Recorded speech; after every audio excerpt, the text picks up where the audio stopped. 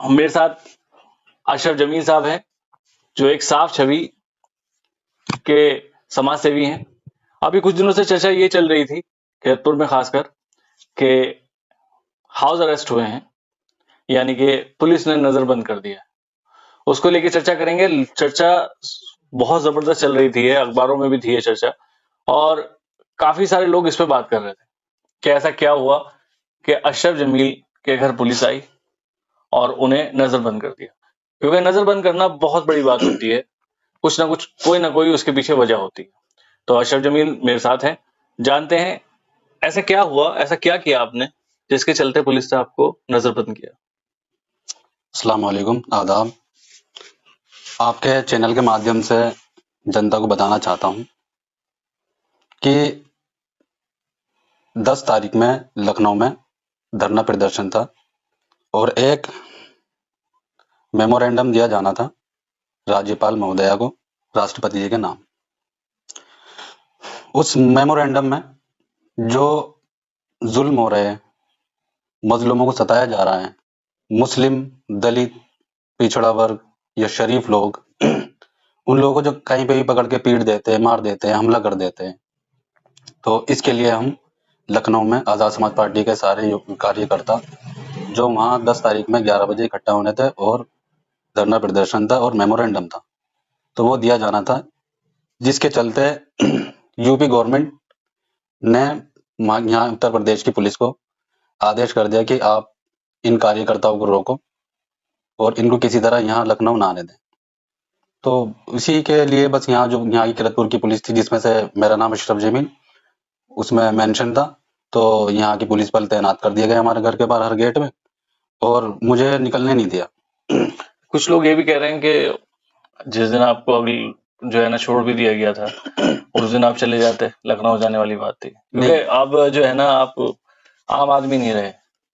नहीं देखो, ऐसी बात अगर देखा जाए तो समाज सेवी हो और एक साफ छवि के समाज सेवी हो, और तो आम आदमी तो हो नहीं। तो ऐसे में जो है हर कुछ चीज पॉजिटिव भी है और निगेटिव भी है, दोनों तरफ से आपके ऊपर तंज आने भी हैं और मुबारकबाद भी आनी। नहीं, मैं आपकी बात रोक कर पहले तो ये बताना चाहता हूँ कि मैं आम आदमी हूँ, मैं जनता के बीच का एक आम आदमी हूँ और आवाम के बीच में रहने वाला एक लड़का हूँ। मैं कहीं बड़े लोगों में मेरा उठना बैठना नहीं है, जो बादशाह है मैं उन लोगों में नहीं बैठता जो बड़े बड़े नहीं, मैं सिर्फ गरीब लोगों में, आम आदमियों में ही बैठने वाला लड़का हूँ।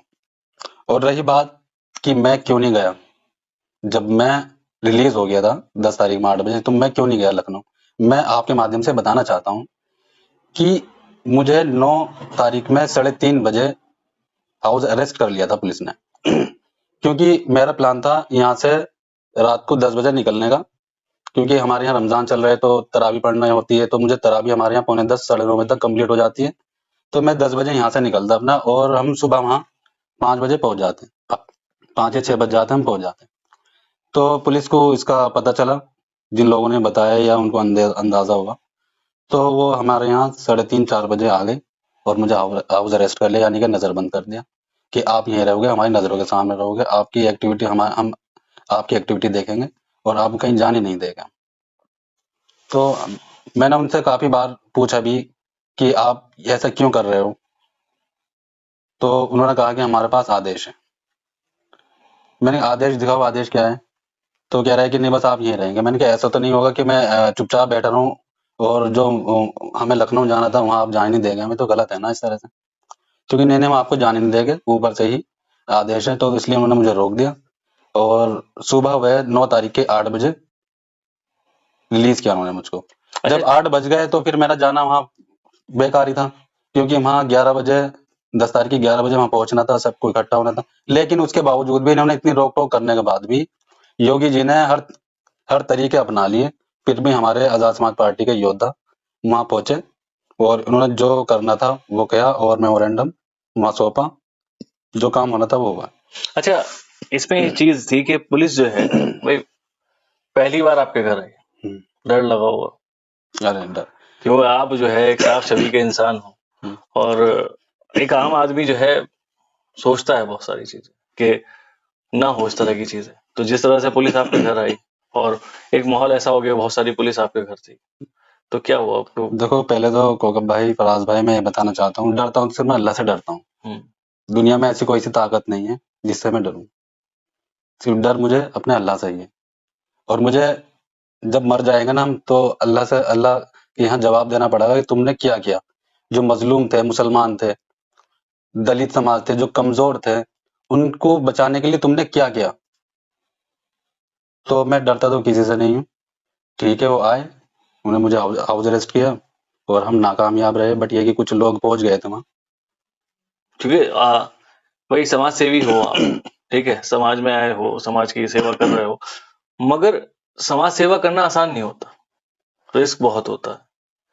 तो जब से हाईलाइट हुए हो, क्या क्या चीजें देख रहे हो इस तरह की? देखो समाज सेवी तो खैर मैं अपना आपको नहीं कह सकता। अल्लाह जो भी काम ले ले मुझसे, छोटा काम ले ले या बड़ा काम ले, अल्लाह उसे कबूल कर ले बस। और रही बात काम की, तो मैं जो मुझसे होगा, चाहे छोटा काम हो बड़ा काम हो, मैं करूंगा हर तरीके से, चाहे मुझे अपनी जान क्यों ना देनी पड़ जाए और मैं शहीद क्यों ना हो जाऊं। यार भाई इतनी बड़ी बातें मत करो, क्योंकि अभी तो बहुत कुछ लंबा सफर तय करना है। शहीद वाली बात तो ये है ना कि सफर है, अभी चलना शुरू किया है जी। तो ऐसा तो कुछ ना हो। नहीं नहीं, अगर मैं ये थोड़ी नहीं कह रहा हूँ आपसे कि मैं सुसाइड कर लूंगा भाई। मैं अगर खड़ा हूँ, किसी के ऊपर जुल्म हो रहा है, मैं उनके सामने खड़ा हूँ, गोली चल रही है, तो पहले वो गोली अशरफ जमील के ऊपर चलेगी। तो मैं ऐसा नहीं होने दूंगा कि मैं किसी का जुल्म देखूंगा। हाँ, कुछ लोग बैठे हैं, बैठे रहो, वो तो चुप गूंगे हो गए वो तो। और अगर कोई आवाज उठा रहा है, तो इस टाइम चंद्रशेखर आजाद हमारे सांसद जी आवाज उठा रहे हैं। बाकी तो आप देख रहे हो अलग अलग पार्टी के अपने घर घुसे बैठे हैं। नहीं, सब इलेक्शन के टाइम पर आकर वो निकल के आएंगे। नहीं, सब जगह दिख रहे हैं। नहीं, कौन दिख रहा है, मुझे दिखाइए आप। भाई रोड भी बन रही है, नहीं, विकास ये भी हो मैं रहा है। विकास की बात नहीं चल रही यहाँ, जो अब बात चल रही है सिर्फ उसकी चल रही है कि जुल्म हो रहा है। हाँ। और उसके लिए तुम कितनी आवाज उठा रहे हो। आपने देखा चंद्रशेखर आजाद जी हर जगह पहुंच जाते हैं, जहां जहां जुल्म होता है लोगों पर, वहां सब पहुंच जाते हैं। मथुरा में भी देखा होगा आपने, दलित समाज की बेटी के साथ क्या हुआ वहां पर।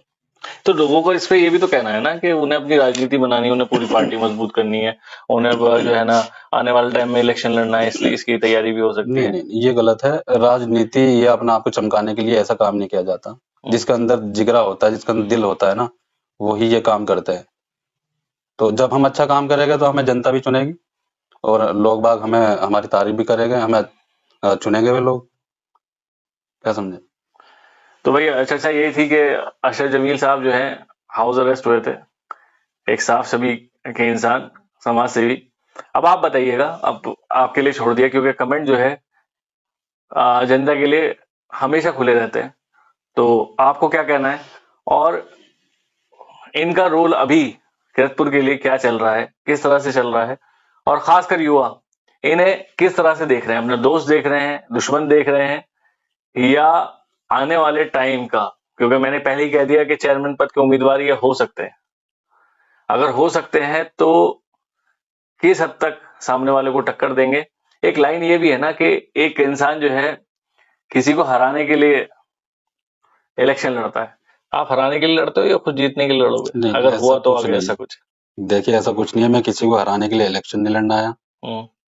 मैं सिर्फ अच्छे काम करने के लिए आया हूँ। इलेक्शन तो बात की बात है। जरूरी नहीं है कि यहाँ इलेक्शन लड़के ही सब कुछ किया जा सकता है। पहले जो आपके काम है वही कर लें। जो नहीं होता, अगर आपको लगता है कि इलेक्शन लड़कर और कुछ बनकर ही वो काम होगा, तो आप वो भी ट्राई कर सकते हैं। जनता के लिए कुछ कहोगे? बहुत लोग दुआ की होगी कि इस तरह का कुछ मामला था, कुछ कहना चाहोगे? मैं आवाम से ये कहना चाहता हूँ, क्योंकि अपने लोगों मैं एक बात कहूंगा कि लोग ये कहते होंगे, मुझे कह देंगे यार फराज तो यार इस अशरफ जमील से जो है ना तीखे सवाल नहीं करता, कुछ बात ऐसी नहीं कर रहा। भाई बात यह है कि ना नेता नहीं है ये, अभी जो है समाज में किसी ना किसी की मदद कर रहे हैं, तो इनसे सवाल किस तरह का होगा? यही सवाल होगा कि क्या चल रहा है, क्या चीज हुआ। हाँ, ये नेता जब हो जाएंगे, अगर आने वाले टाइम में हुए और विकास की बात होगी, काम हो रहा होगा या नहीं हो रहा होगा, तो इन भाई साहब से सवाल भी किए जाएंगे और तीखे सवाल किए जाएंगे। बिल्कुल, मुझे भी इंतजार रहेगा उसका। जी, आप क्या कह रहे थे? और मैं ये कहना चाहता हूँ कि जो मुझे सुन रहे हैं या जो मुझे जानते हैं या पहचानते हैं, मैं उन माँ बहनों से अपने ये कहना चाहता हूँ, जो बुजुर्गों से ये कहना चाहता हूँ कि आप मेरे लिए दुआ कीजिए। और छोटे भाई मुझे बस अपनी प्यार मोहब्बत से नवाजते रहें। और मेरी लाइक जो भी कुछ काम हो, किसी भी तरह का, मैं उसके लिए हर टाइम तैयार हूँ। और चाहे आप मेरा नंबर नोट कर लीजिए, मुझे बता दीजिए। मेरा नंबर है 9012437861 9012437861। कहीं आपका जो लीगल काम है वो नहीं हो पा रहा तो आप मुझे बता सकते हैं। मुझसे जिस तरह की उम्मीद आप रखते हो मैं इंशाल्लाह उस पर खरा उतरूंगा और हर तरीके से आपके साथ आऊंगा। तो ये थे अशरफ जमील, और इन्होंने साफ कह दिया कि अगर आपको जरूरत है तो आपका छोटा भाई, आपका बड़ा भाई आपके साथ है। भाई मेरा एक छोटा सा एक प्लेटफॉर्म है ये, जिसपे आप अपनी बात रख सकते हैं, जिसमें खुल के आप अपनी बात कह सकते हैं, जिसमें खुल के जनता से अपनी बात पहुंचा सकते हैं। तो अशरफ जमील साहब ने जो कहा वो आपने सुना। मैं मोहम्मद फराज, केतु न्यूज।